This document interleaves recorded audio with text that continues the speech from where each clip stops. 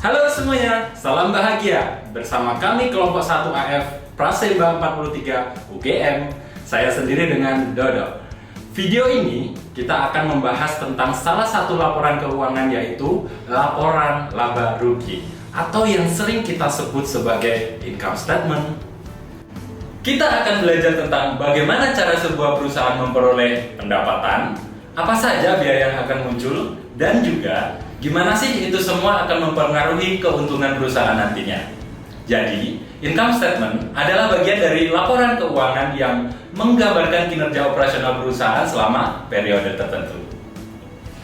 Secara garis besar dari laporan ini, investor bisa melihat pendapatan, biaya laba, atau kerugian yang dialami sama si perusahaan. Jadi, kalau kita mau tahu perusahaan itu untung atau rugi, kita bisa melihat nih dari laporan ini. Nah, komponen laporan keuangan yang pertama adalah pendapatan. Halo, aku Herlina. Sesuai penjelasan dari sahabat saya Mas Dodo, secara garis besar, dari laporan ini, investor bisa melihat pendapatan biaya laba atau kerugian yang dialami oleh PT Tiga Raksa Satria Tbk. PT Tiga Raksa Satria Tbk bergerak dalam bidang distribusi dan perdagangan produk konsumen. Perusahaan ini juga berperan sebagai distributor utama untuk berbagai merek terkenal seperti susu bayi SGM, Bebelak, Nutrilon, dan juga menyediakan layanan logistik serta pemasaran yang komprehensif bagi konsumen yang mereka wakili. Pendapatan PT Tiga Raksa Satria Tbk untuk tahun 2023 berdasarkan laporan tahunan. Pendapatan konsolidasi untuk tahun 2023 mencapai 14,21 triliun rupiah yang menunjukkan peningkatan sebesar 9,5% dibandingkan tahun 2022 yang sebesar 12,98 triliun rupiah. Sumber pendapatan, unit usaha konsumen produk (CP) memberikan kontribusi terbesar dengan pendapatan sebesar 13,57 triliun rupiah yang merupakan 95,87% dari total pendapatan perusahaan tersebut. Unit usaha yang kedua, Manufacturing Services (MS) menyumbang pendapatan sebesar 34,42 miliar, mengalami penurunan sebesar 38,47% dibandingkan tahun sebelumnya. Untuk unit usaha yang ketiga, Tira Satria Niaga TSN menyumbang pendapatan sebesar 263,80 miliar rupiah dan mengalami penurunan sebesar 31,28% dibandingkan tahun sebelumnya. Untuk unit usaha yang terakhir, Bluegas Indonesia BGI menyumbang pendapatan sebesar 317,86 miliar rupiah dan juga mengalami penurunan sebesar 15,73% dibandingkan tahun sebelumnya. Analisis pertumbuhan. Pertumbuhan pendapatan untuk unit usaha konsumen produk CP sangat signifikan dan menjadi pendorong utama peningkatan total pendapatan perusahaan PT Tiga Raksa Satria Tbk. Sedangkan untuk unit usaha lainnya mengalami penurunan yang mengakibatkan total laba bersih perusahaan mengalami penurunan meskipun ada peningkatan dalam total pendapatan. Laba tahun berjalan menurun sebesar 7,8% menjadi 441,1 miliar rupiah dibandingkan dengan tahun sebelumnya, yaitu tahun 2022 sebesar 478,3 miliar rupiah. Pendapatan yang meningkat terutama berasal dari penjualan produk konsumen, sedangkan penurunan di unit usaha lainnya mempengaruhi laba bersih perusahaan secara keseluruhan. Halo, saya Ivan. Saya akan meneruskan pembahasan dari rekan saya, Mbak Herlina. Untuk bagian ini, kita akan membahas tentang beban operasional dari PT Tiga Raksa Satria Tbk. Berdasarkan laporan keuangan dari PT Tiga Raksa Satria Tbk, beban operasional utama mencakup biaya seperti gaji dan upah karyawan, biaya utilitas, biaya transportasi dan pengiriman, biaya pemasaran dan promosi, serta biaya perawatan dan perbaikan aset perusahaan. Informasi detail tentang beban operasional dan kinerja keuangan perusahaan dapat dilihat dalam laporan tahunan dan laporan keberlanjutan yang diterbitkan di situs resmi perusahaan.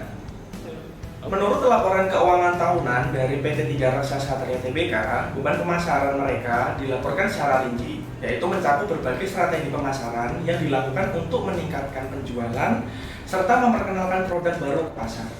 Laporan ini mencakup analisis biaya serta efektivitas dari berbagai kampanye pemasaran yang telah mereka lakukan sepanjang tahun. Beban lain-lain dari PT Tiga Raksa Satria Tbk mencakup berbagai biaya yang tidak termasuk dalam kategori utama, seperti biaya operasional, pemasaran, atau gaji. Beban lain-lain ini bisa mencakup yang pertama, biaya hukum serta konsultasi, yaitu pengeluaran untuk jasa hukum, konsultasi bisnis, serta audit.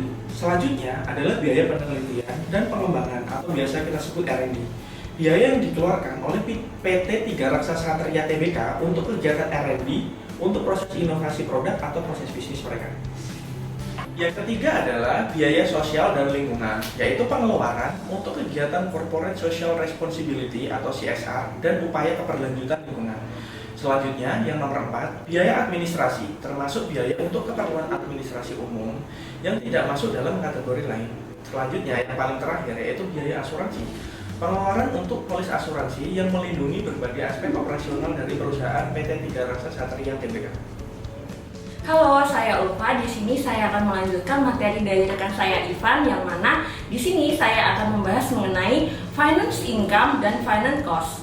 Finance income dan finance cost merupakan pendapatan dan pengeluaran perusahaan yang mana didapatkan dari aktivitas keuangan yang tidak berkaitan dengan hasil operasional.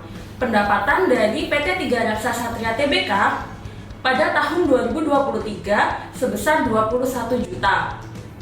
Berasal dari berbagai sumber seperti bunga yang dihasilkan dari deposito tunai dan instrumen keuangan berbunga lainnya. Hal ini adalah contoh dari finance income. Sedangkan contoh dari cost income atau beban keuangan PT Tiga Raksa berasal dari beban pajak penghasilan konsolidasian yang sebesar 146 juta, mencerminkan total pajak penghasilan yang harus dibayarkan oleh perusahaan untuk tahun tersebut. Beban ini terdiri dari pajak penghasilan yang dikenakan pada laba yang diperoleh dari aktivitas operasional perusahaan dan aktivitas lainnya yang menghasilkan pendapatan kena pajak. Laba operasional dari PT Tiga Raksa Satria Tbk diperoleh dari kegiatan operasional utama perusahaan sebelum memasukkan pendapatan dan beban keuangan. Pada tahun 2023, perusahaan melaporkan laba bruto sebesar 1,3 miliar. Namun, laba tahun berjalan tercatat sebesar 441 miliar, menunjukkan penurunan dibandingkan tahun sebelumnya. Dengan laba operasional ini, jika ditambahkan dengan pendapatan keuangan dan dikurangi dengan beban keuangan, maka akan diperoleh laba sebelum pajak. Besarnya pajak dihitung berdasarkan laba sebelum pajak dikalikan dengan persentase pajak yang efektif. Hanya perusahaan yang memperoleh laba sebelum pajak pada tahun tersebut yang akan dikenakan pajak. Sebagai contoh, pada tahun 2023, PT Tiga Raksa Satria Tbk melaporkan pendapatan bunga sebesar 21 juta yang diperoleh dari bunga deposito tunai dan instrumen keuangan berbunga lainnya. Sedangkan beban keuangan termasuk beban pajak penghasilan konsolidasian sebesar 146 juta. Dengan besaran pajak yang ditagih, barulah kita akan mendapatkan laba bersih atau dalam laporan keuangan biasa ditulis sebagai laba tahun berjalan. Laba bersih yang tinggi menunjukkan kinerja perusahaan yang baik dan memberikan manfaat bagi perusahaan, seperti peningkatan nilai saham dan kemampuan untuk membayar dividen kepada pemegang saham. Selain itu, laba bersih yang besar juga memberikan perusahaan kemampuan untuk reinvestasi dalam bisnis, memperluas operasi, dan mengembangkan produk dan layanan baru.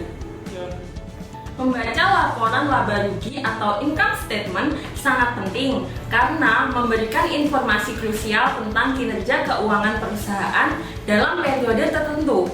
Berikut adalah beberapa alasan mengenai pentingnya memahami laporan laba rugi.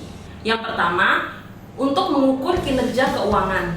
Income statement menunjukkan pendapatan, biaya, dan laba bersih perusahaan. Ini membantu menilai seberapa baik perusahaan dalam mengelola pendapatannya dan mengontrol biaya.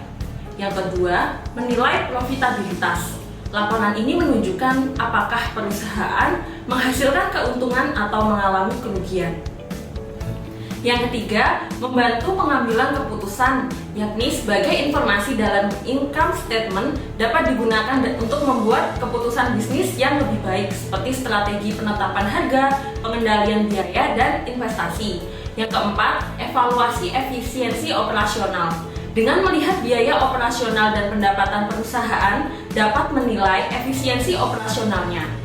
Yang kelima, perbandingan kinerja. Income statement memungkinkan perbandingan kinerja perusahaan dari waktu ke waktu atau dibandingkan dengan perusahaan lain dalam industri yang sama. Yang keenam, menarik investor. Investor potensial menggunakan laporan laba rugi untuk menilai kesehatan keuangan perusahaan sebelum memutuskan untuk berinvestasi. Yang ketujuh, mengidentifikasi tren. Dengan menganalisis laporan laba rugi dari beberapa periode, perusahaan dapat mengidentifikasi tren pendapatan dan biaya yang dapat membantu dalam perencanaan strategis jangka panjang. Kedelapan, memenuhi kewajiban hukum. Membaca dan memahami laporan laba rugi adalah bagian dari kepatuhan terhadap peraturan akuntansi dan keuangan yang berlaku. Memastikan bahwa perusahaan melaporkan keuangannya secara transparan dan akurat. Sekian materi dari kelompok 1. Semoga pembahasannya bermanfaat ya teman-teman ya. Candi Prambanan indah mempesona. Cakep. Warisan budaya penuh makna.